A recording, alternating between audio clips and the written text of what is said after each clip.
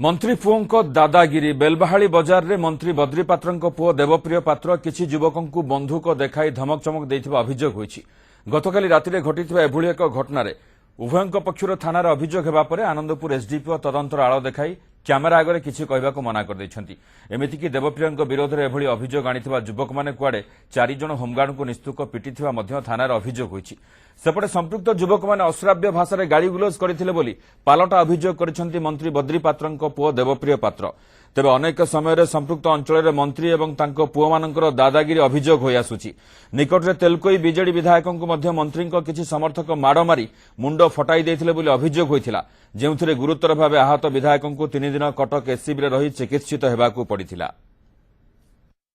जो 12:30 टाइम रे हमर गणेश पूजा जो मेढ़ होउची हमर जो पिला को आस्तन छाड़िया पे छोटे पिलाटा से कुटे डला ताको आनी छाड़िया पे गला बेलू सडन आसिक तो जुक्ति तर्क हम सदासुदी कले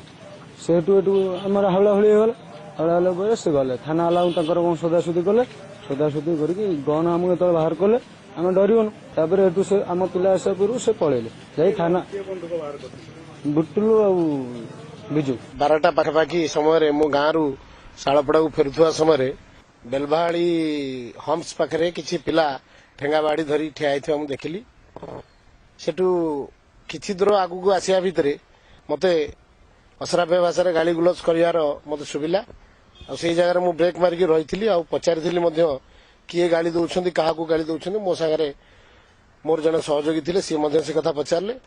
कि तार जवाब किसी मिललानी आम देखा पाइले कि लोक धाई गाँ भर को पड़े आमको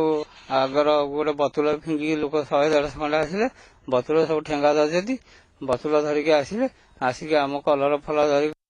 मारू पिटू या कर सारा मारे पिटिले आमको गाड़ी फाड़ी भांगीदे